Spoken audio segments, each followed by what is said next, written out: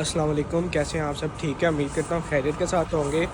आज 6-7 दिन बाद जो है वो मैं आपको नज़र आ रहा हूँ क्योंकि यार एक जो है वो टेंशन बन गई थी कुछ छोटी सी, तो जिसकी वजह से मेरा बिल्कुल दिल नहीं कर रहा था व्लॉग बनाने का।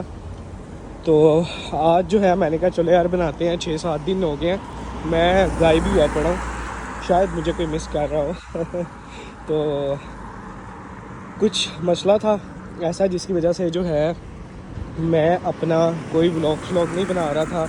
मैं बिल्कुल यूट्यूब पे कोई ध्यान नहीं दे रहा था, यूट्यूब पे कोई ध्यान नहीं था। तो आज कुछ अल्हम्दुलिल्लाह ठीक है सब। तो मैंने कहा आज हम वापस मिलते हैं। तो भाई आज की वीडियो होने जा रही है बड़ी मज़ेदार। सबसे पहले तो मैं जो है वो जा रहा हूँ, मैंने ये जीन्स ली थी अपने लिए एक, तो वो जो है अब मैंने उसको वापस करना है और मैंने उसका कलर चेंज करवाना है। मैं ब्लू ले आया था लेकिन मुझे चाहिए ब्लैक। अभी मैंने कल परसों शॉपिंग किया अपने लिए कुछ, तो मैं उस पर भी चाह रहा था कि वीडियो बना लूँ, लेकिन जो है फिर भाई दिल नहीं किया। तो खैर अब इंशाल्लाह रेगुलर फिर दोबारा स्टार्ट करूँगा। 1 हफ़्ते की ब्रेक हो गई है मेरी व्लॉग से। तो अभी मैं स्टोर चलता हूँ और वहाँ से हम करवाते हैं अपनी जीन्स चेंज। और साथ आज की वीडियो काफ़ी इन्फॉर्मेटिव है। आज की वीडियो का टॉपिक भी अब आप पढ़ेंगे तो आपको काफ़ी अच्छा लगेगा, उम्मीद है। पहले तो भाई चलते हैं हम स्टोर में और जा करवाते हैं अपनी जीन्स चेंज। भाई हम आ गए हैं इधर प्राइमार्क में और यहाँ से एक जीन्स लेनी थी, मतलब रिटर्न करवानी थी। आगे एक मैं लेके गया था, तो अब मुझे ब्लैक चाहिए थी, मैं गलती से और कलर ले गया। इस तरह की फटी हुई जीन्स तो मैं पहनता नहीं, ऐसे ही लगता है जैसे बंदा कहीं मांग रहा हो और मांग के आया हो। खैर मैंने इधर आपको दिखाता हूँ, चीज़ें तो काफ़ी हैं। ये बैग है, बैग शैग तो नहीं लेना, कच्छे पहने है भी, हले इन्होंने मौसम नहीं है, ठंड ही बड़ी है, रंग बिरंगे है। ये शर्ट मैं ले गया था लास्ट टाइम। और जो है दिखाते हैं आपको और चीज़ें। जीन्स वैसे मैंने सेलेक्ट कर लिया, पीछे रख के आए, वो भी आपको दिखाता हूँ। ये मैं खुद आ गया। और है पीलियाँ शर्टां। ये देखो भाई सामान तो बड़ा पिया है। तो बच्चों के शूज़ हैं, ये पैंटे शर्टें हैं। तो यार बैग चाहिए था, पाकिस्तान सामान भेजना है, वो भी शॉपिंग का व्लॉग आने वाला है। तो नहीं, इनके पास तो दूसरे बैग पड़े हैं, ये मैंने क्या कर दिया। तो हम चलते हैं इधर को, देख रहे हैं भाई कितने जूते लगे हुए हैं। जुत्ती तो जुत्ती पई है, लेकिन ऐसी लेनी नहीं है।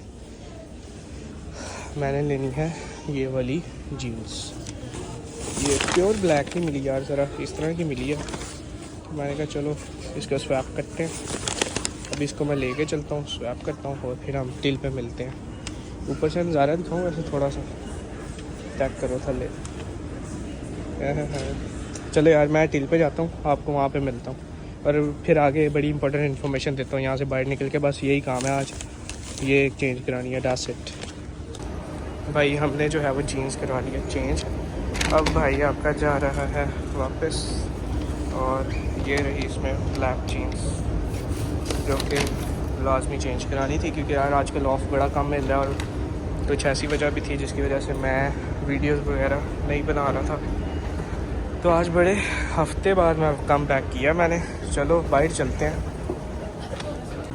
भाई बारिश भी शुरू हो गई है। एक तो पता नहीं लगता, सुबह धूप निकली हुई थी, अभी बारिश शुरू हो गई है। मुझे पहले ही शक पड़ रहा था जब मैं घर से निकला था। खैर आज जो है वो मैंने आपको ये बताना है कि कौन से डॉक्यूमेंट्स जो है वो आपको चाहिए होते हैं जब आपने इधर जो है किसी भी यूनिवर्सिटी में मास्टर्स या बैचलर्स के लिए अप्लाई करना होता है। तो जो डॉक्यूमेंट्स रिक्वायर्ड हैं उनमें आपको कुछ डॉक्यूमेंट ही चाहिए, कोई इतनी बड़ी नहीं है डिटेल। जैसे फॉर एग्ज़ाम्पल आप मास्टर्स के लिए आते हो, जैसे मैं आया था, तो मास्टर्स के लिए जो हमें चाहिए उसमें सबसे पहले आपको जिस यूनिवर्सिटी से पढ़े हो उसके ना 3 रिकमेंडेशन लेटर चाहिए, जो कि आपके डिपार्टमेंट का कोई भी टीचर आपको दे सकता है। ठीक है, रिकमेंडेशन लेटर के साथ आपको चाहिए आपकी डिग्री, आपकी ट्रांसक्रिप्ट का आपको पता ही होगा कि जब आपकी डिग्री पूरी हो जाती है जिस पे आपके सारे ग्रेड होते हैं, इन शॉर्ट रिज़ल्ट कार्ड कह लें वो, और साथ में डिग्री। ये दोनों चीज़ों के बाद जो है आपको चाहिए, आपको मैंने बताया है ट्रांसक्रिप्ट के डिग्री का, रिकमेंडेशन लेटर्स का, आपका इंग्लिश प्रोफिशिएंसी सर्टिफिकेट हो जाए, जिस यूनिवर्सिटी से पढ़े हो तो बेस्ट है। अगर ना एक्सेप्ट हुआ तो आपको आइल्स चाहिए, आइल्स में 6.5 से नीचे बैंड नहीं चाहिए अगर आपने मल्टीपल यूनिवर्सिटीज़ में अप्लाई करना है। इसके अलावा कुछ और डॉक्यूमेंट्स भी हैं, जैसे कि 9-10 का आपको चाहिए रिज़ल्ट कार्ड, ठीक है। आपके जितने एकेडमिक डॉक्यूमेंट्स हैं वो सारे, 9वीं का, 10वीं का, 11वीं का, 12वीं का, फिर उसके बाद जो आपने BS ऑनर किया है या जो भी किया है वो सारा। उसके बाद फिर जो मैंने आपको पहले बताया ट्रांसक्रिप्ट डिग्री, ये उसमें ही आ जाता है जो आपने बैचलर किया है। और इसके अलावा आपको आइल्स जो है वो बड़ा ज़रूरी है। अब कुछ सीन ऐसे है कि कुछ बंदे आइल्स नहीं पास कर पाते, तो यूनिवर्सिटी, अब अक्सर यूनिवर्सिटीज़ अपना ख़ुद का टेस्ट लेती हैं जिनको इंटरनल टेस्ट कहते हैं। आप वो भी दे सकते हैं, वो आइल्स से बहुत ईजी होता है। आइल्स जो है वो थोड़ा मुश्किल है लेकिन वो बड़ा इजी होता है। मैंने भी वही दिया था, मेरे 7 बैंड्स आए थे टोटल। ओवरऑल 6.5 थे क्योंकि मेरी 2 मॉड्यूल में 6 आ गए थे, वरना मेरे 7 बन जाने थे। तो ये वाले डॉक्यूमेंट्स हैं जो आपको चाहिए। ये एक छोटी सी लिस्ट है डॉक्यूमेंट्स की। इसके बाद जो है वो आपका फिर अप्लाई करते हैं और आपका आता है सबसे पहले, अगर यूनिवर्सिटी आपको एक्सेप्ट करती है तो आपका आता है ऑफ़र लेटर। ऑफ़र लेटर आने के बाद आपका वो कंडीशनल अगर होता है, अगर उन्होंने कंडीशन लगाई हो, मतलब हमें ये वाला डॉक्यूमेंट चाहिए या वो वाला चाहिए, वो आपको देना होता है। फिर अनकंडीशनल होता है, वरना फिर अगर डायरेक्ट अनकंडीशनल आता है तो उसके बाद आपको अपनी यूनिवर्सिटी की फ़ी देनी होती है। यूनिवर्सिटी की फ़ी देने में और ऑफ़र लेटर आने में 1 महीना लग जाता है। उसके बाद जो है फिर आपने, जब आपने अपनी फ़ी वगैरह दे दी, उसके बाद फिर आपको जो है अपनी स्टेटमेंट रखवानी होती है 28 दिन के लिए। कहते हैं 28 दिन के लिए, लेकिन आपने 28 दिन के लिए नहीं रखवानी। आपने रखवानी है कि जब तक आप इधर नहीं पहुंच जाते, क्योंकि अक्सर लोग 28 दिन की रखवा के उसको कैश करवा लेते हैं, और जब आप इधर एयरपोर्ट पे आते हो इंग्लैंड में, यहाँ पे आपकी वेरिफिकेशन होती है, आपके अकाउंट में 1 रुपया भी नहीं होता, तो आपकी वहाँ से ही वापसी हो जाती है। तो जब आपका स्टेटमेंट होगी, स्टेटमेंट के बाद फिर यूनिवर्सिटीज़ लेती हैं क्रेडिबिलिटी। वो टेस्ट होता है जेन्युइन इंटेंशन। वहाँ पूछते हैं यूनिवर्सिटी क्यों जा रहे हो, क्या करोगे, यूनिवर्सिटी की हिस्ट्री पूछते हैं। वो होता है कि जेन्युइन स्टूडेंट भी हो आपके, बस हमें ही फड़े मारने आ रहे हो यहाँ पे कि बस आ गए हैं और बस आ गए हैं। ये सीन नहीं है कि कुछ पढ़ा भी है, कुछ यूनिवर्सिटी के बारे में जाना है कि मुँह उठा के एडमिशन लिया। मैंने आपको डॉक्यूमेंट्स बताए जो चाहिए, ये कोई इतनी बड़ी लिस्ट नहीं है, मैं सारे मेंशन भी कर दूँगा। अगर कि मुझसे वीडियो में मिस हो गया तो वो भी आपको ऐसे मिल जाएगा, मैं मेंशन कर दूँगा सारा एक मैसेज सजेस्ट करके ना। तो इसके अलावा जो है आपको जब आपकी स्टेटमेंट वगैरह हो जाती है, क्रेडिबिलिटी टेस्ट जो मैंने आपको बताया जेन्युइन स्टूडेंट वाला, वो भी हो जाता है। उसके बाद फिर जो है आपकी हाँ, आपने एक TB टेस्ट करवाना होता है जो कि लाहौर से होता है। मैंने लाहौर से कराया था, गुलबर्ग से। तो वहाँ आपका TB टेस्ट 10,000 का होता है, उसी दिन ही उसकी रिपोर्ट मिल जाती है। वो TB टेस्ट लाजमी होता है कि UK में जब आपने लॉन्ग स्टे करना हो मोर देन 6 मंथ, तो आपको TB टेस्ट लाजमी होता है, जिसकी छूट कोई नहीं है, वो बहुत लाजमी है। तो उसके अलावा और कोई डॉक्यूमेंट नहीं है, ये जो मैंने आपको बताए हैं। और ये सारे डॉक्यूमेंट मैंने आपको जो बताए हैं, जब आपका सब कुछ हो जाएगा, आपका स्टेटमेंट के 28 दिन कंप्लीट हो गए, सब कुछ हो गया, फिर उसके बाद आपने एम्बेसी जाना होता है। आपके अपॉइंटमेंट लेते हो, उसकी कुछ फ़ी होती है, मुझे अब उसकी फ़ी का अंदाज़ा नहीं है। फ़ी देने के बाद आप जो है जब आपने एम्बेसी की अपॉइंटमेंट लेनी है, उससे पहले आपने हेल्थ इंश्योरेंस और वीज़ा एप्लीकेशन चार्जेस भी देने होते हैं, जो कि यूनिवर्सिटी आपके ऑफ़र लेटर पर मेंशन कर देती है। अक्सर लोग के कॉन्सेप्ट में ये है ये कंसल्टेंट खुद खाते हैं, वो बिल्कुल खुद नहीं खाते भाई, वो लिखा होता है आपके ऑफ़र लेटर पे। तो आप ये बात कह नहीं सकते किसी भी हवाले से कि ये पैसे कंसल्टेंट खाता है।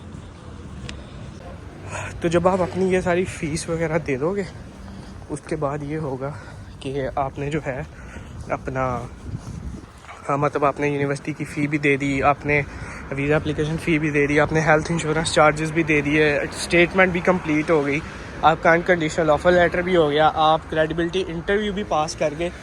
ये सारे स्टेप्स जब आपके हो जाएंगे कंप्लीट, फिर उसके बाद क्या करना है, उसके बाद फिर आपने एम्बेसी में लेनी है अपॉइंटमेंट।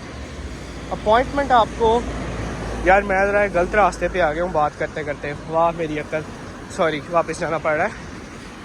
तो जब आपने ये सारे काम कर लिए, इसके बाद आपने जाना है एम्बेसी। एम्बेसी की कुछ फ़ी होती है, मैंने मेरे ख्याल से 90 पाउंड दी थी आपको। आपने जितने भी आपके कागज़ हैं ना, बैंक स्टेटमेंट के स्टेटमेंट कब स्टार्ट हुई कब नहीं हुई, ये वाले भी कागज़ साथ लगाने हैं, और साथ जितने डॉक्यूमेंट आप पहले यूनिवर्सिटी को भेजोगे एडमिशन लेने के लिए, वो सारे ये सारे डॉक्यूमेंट लगा के आपने जाना है एम्बेसी। तो अब जो एम्बेसी है ना, वो है लाहौर में फेडेक्स के नाम से एक दफ्तर है, वो है एम्बेसी यूके की, जो गंगा राम हॉस्पिटल के बिल्कुल अपोजिट है। ठीक है, अब मैंने एग्जैक्ट एड्रेस भी आपको बता दिया। आपने जस्ट वहाँ जाना है। उसकी फ़ीस थी 3500 जब मैं आया था, अब में भी इंक्रीज़ होगी हो। 3500 आपने देना है, अंदर जाना है, आपको अपॉइंटमेंट होगी, लेटर मिला होगा, आपने अपने डॉक्यूमेंट स्कैन करवाने हैं। स्कैन करवाने के बाद आपका काम ख़त्म। आपने अपना पासपोर्ट उनको देना है, वो पास रख लेंगे। पासपोर्ट आपका पास रखने के बाद डॉक्यूमेंट स्कैन करेंगे, आपकी बायोमेट्रिक करेंगे, करके कहेंगे भाई आप घर जाओ। तो फिर 16 दिन या 21 दिन बाद, मेरा 16 दिन बाद डिसीजन आ गया था कि वीज़ा लगा या नहीं। मेरा तो लग गया था, इसलिए तो आ गया हूँ। तो वो ये सारा सीन है। इस पूरे काम में कोई भी 2 नंबर डॉक्यूमेंट देते हो, मेरी एक जानने वाले थे, उनकी फैमिली के साथ ये हो गया। उन्होंने कोई डॉक्यूमेंट 2 नंबर लगाया और एट लास्ट 10 साल के लिए वो ना बैन हो चुके हैं, और 10 साल यूके नहीं आ सकते। तो इन चीज़ों का ख़ास ख्याल रखना है। कोई 2 नंबरी कहीं भी है ना, मारनी नहीं है, क्योंकि 2 नंबरी मारोगे भाई 10 साल के लिए जाओगे। तो ये थी कुछ डिटेल्स जो मैंने कहा आपको शेयर कर दूं, कि मुझे फ़ोन अब आते हैं अक्सर कि हमने आना है, क्या डॉक्यूमेंट चाहिए क्या नहीं। और मेरे कंसल्टेंट हैं जिनके थ्रू मैं आया था, तो अगर आपको उसका भी नंबर चाहिए तो आप मुझे कमेंट में या कहीं भी मुझसे पूछ लें, तो मैं श्योरली आपको सेंड कर दूंगा। और इस सारे प्रोसेस में लगते हैं भाई 4 महीने। मुझे तो 4 महीने लगे थे, क्योंकि हर जो भी लेटर आना है, जो भी कुछ होना है, हर चीज़ की तो 21 दिन डेट है। तो 4 महीने तो इजीली पूरे होते हैं अगर काउंट भी करें तो ये एक आज की वीडियो थी, मैंने कहा आपको बता दूँ। तो अच्छी लगी तो लाइक कीजिएगा और चैनल को सब्सक्राइब करना नहीं भूलना। और इंशाल्लाह हफ्ते की ब्रेक के बाद आया हूँ वापस, अब रेगुलर आऊँगा इंशाल्लाह। मिलते हैं अगले वीडियो में। अपनी जो है अपना ख्याल रखिएगा। अल्लाह हाफिज़, फ़ी अमान अल्लाह।